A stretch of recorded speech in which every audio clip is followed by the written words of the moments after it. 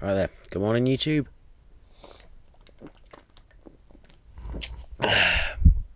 Right, today I wanted to make a video about a TV series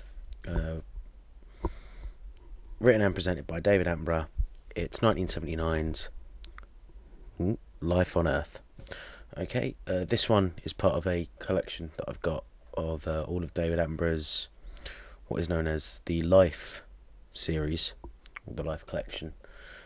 Features such series as this, the first one, The Living Planet, Trials of Life, Life in the Freezer, The Life of Birds, The Private Life of Plants, The Life of Mammals, and Life in the Undergrowth. The final series in the collection is Life in Cold Blood, which I don't own on DVD yet, but will do at some point. Anyway, today I wanted to talk about this series, Life on Earth. It was probably, I think it was the first series of its kind in the UK, really. David Attenborough had done a few things before, like Zoo Quest, which was him in a kind of Steve Irwin type role, except he'd go around and capture animals for zoos.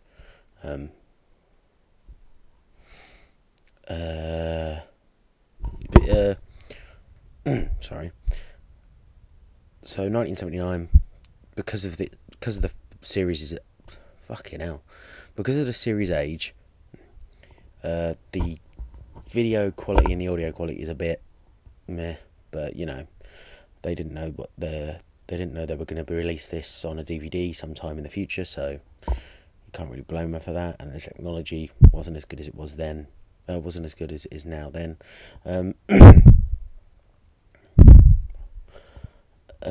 Also, because of the age of the film, some of these scientific facts are inaccurate as we understand them today.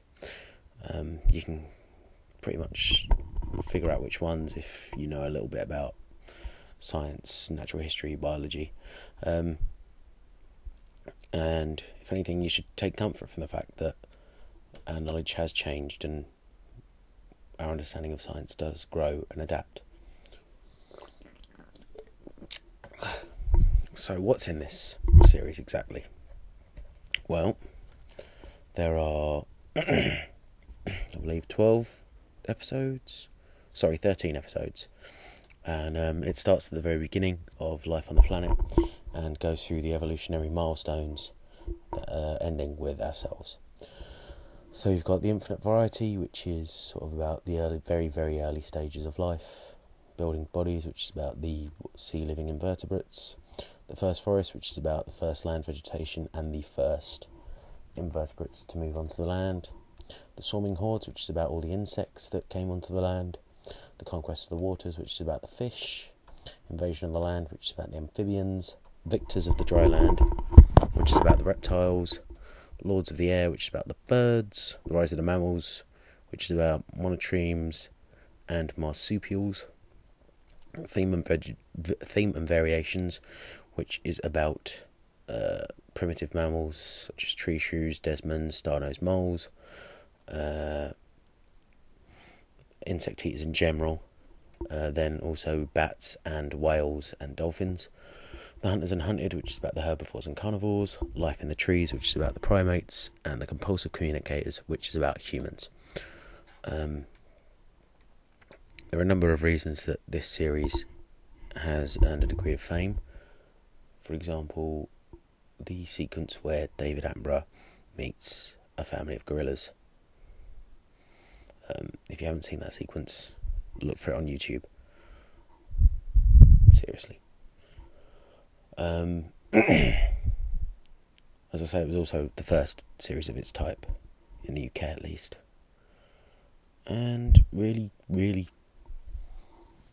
gave David Attenborough his sort of authority in the UK as the leading voice in nature documentaries. Okay, what else is there to say? The series is very good at presenting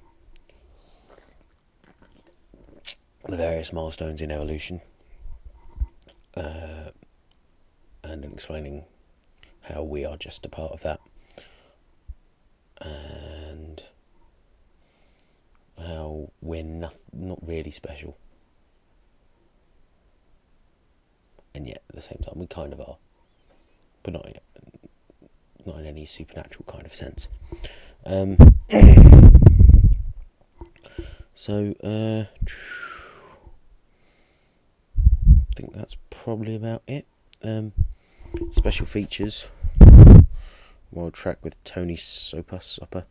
I haven't watched that yet. I think it's a children's programme. Anyway, so yeah, I'll post a link to the Amazon pages, amazon.co.uk and .com, if there is a .com one, for both the series on its own and the Life collection itself. So check them out; they're really worth watching.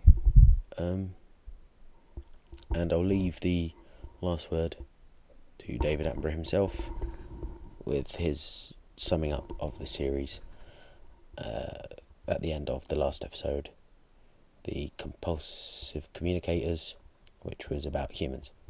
Okay, so laters.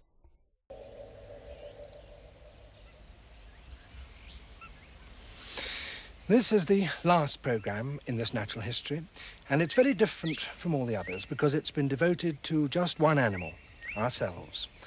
And that may have been a very misleading thing to have done. It may have given the impression that somehow man was the ultimate triumph of evolution, that all those thousands of millions of years of development had no purpose other than to put man on Earth. There is no scientific evidence whatsoever for such a belief. No reason to suppose, indeed, that man's stay on Earth should be any longer than that of the dinosaurs. He may have learned how to control his environment, how to pass on information from one generation to another, but the very forces of evolution that brought him into existence here on these African plains are still at work elsewhere in the world, and if man were to disappear for whatever reason, there is doubtless somewhere some small, unobtrusive creature that would seize the opportunity and, with a spurt of evolution, take man's place. But although denying a special place in the world may be becomingly modest, the fact remains that man has an unprecedented control over the world and everything in it. And so, whether he likes it or not, what happens next is very largely up to him.